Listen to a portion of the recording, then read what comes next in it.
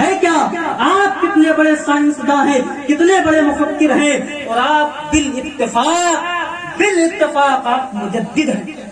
آپ مجدد ہیں۔ آپ نے باطل کو للکارا ہے، قسم خدا کی جب مصطفیٰ کے علم غیب پر حملہ ہوا ہے تو اسی اعلیٰ حضرت نے الدولۃ المکیہ بالمادۃ الغیبیہ علم غیب مصطفیٰ پر کے ثبوت میں پیش کر دیا ہے۔ جب اعلیٰ حضرت رحمت اللہ علیہ نے دیکھا کہ لوگ میرے مصطفیٰ کی شان میں گستاخیاں کر رہے ہیں، نبی کے علم کو گھٹا رہے ہیں، تو میرے اعلیٰ حضرت نے نہایت ہی عمدہ انداز میں عربی زبان میں الدولۃ المکیہ بالمادۃ الغیبیہ تمام لوگوں کے سامنے پیش کر دیا اور بتا دیا، اے لوگوں میرے نبی غیب کے جاننے والے ہیں۔ نعرہ تکبیر، نعرہ رسالت، علماء اہل سنت، مسلک اعلیٰ حضرت علامہ مولانا،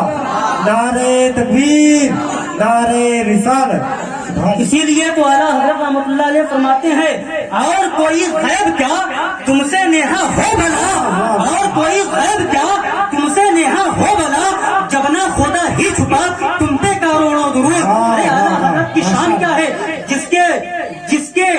پیر خود کہیں اگر رب قیامت کے دن پوچھے گا بتا آل رسول کیا لایا ہے میرے لیے دنیا سے، تو پیش کر دوں گا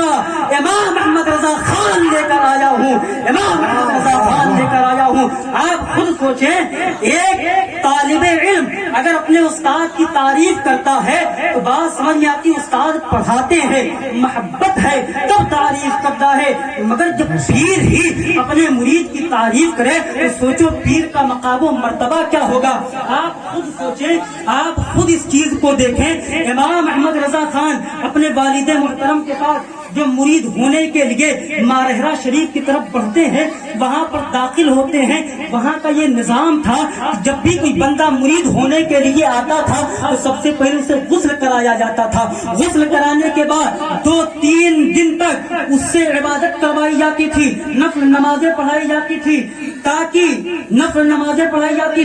تاکہ اس کے دل سے تمام گندگیاں نکل جائے اور یہ ہماری بیعت میں داخل ہونے کے قابل ہو جائے۔ مگر قربان جاؤ امام احمد رضا خان پر جب میرے اعلیٰ حضرت آل رسول کی بارگاہ میں پہنچتے ہیں تو آل رسول نے آپ کو غسل کرنے کا حکم نہیں دیا، 3 دن تک آپ کو عبادت کرنے کا حکم نہیں دیا، بلکہ آپ کو اپنا مرید بنا لیا اور اسی وقت خلافت بھی عطا فرما دی۔ یہ شان اعلیٰ حضرت ہے۔ کچھ لوگ دیکھ رہے تھے بات کیا ہے، آج مارہرہ کا نظام پلٹ گیا ہے، بندے تو آتے تھے، غسل کرایا جاتا تھا، نمازیں پڑھائی جاتی تھی، تب جا کر مرید کیا جاتا تھا، مگر آج معاملہ کیا ہے، آل رسول نے اپنے دل میں یہ سمجھ لیا تھا یہ لوگ تشویش میں پڑ چکے ہیں، آپ نے خود بیان کر دیا، سنو، اور لوگ جب مارہرہ میں آتے ہیں ان کے دل میں کچھ نہ کچھ کجی ہوتی ہے، کچھ نہ کچھ گندگی ہوتی ہے، جنہیں صاف کرنے کے لیے غسل کرایا جاتا ہے، عبادت کرائی جاتی ہے، مگر امام احمد رضا خان فاضل بریلوی علیہ رحمت و رضوان کی ذات وہ ذات ہے جو پہلے سے صاف و شفاف ہے اور صرف مرید نہیں کیا بلکہ اپنی خلافت بھی عطا فرما دی۔ نعرہ رسالت، علماء اہل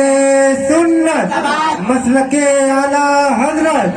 مولانا محمد بن کلام صاحب قبلہ، نعرہ تکبیر، نعرہ رسالت۔ دیکھیں آخری جملہ یہ دیکھیں اس کا کہ آپ کو مرید کیا، سب کچھ عطا فرما دیا اور تمام مریدین سے کہہ دیا، تمام لوگوں سے کہہ دیا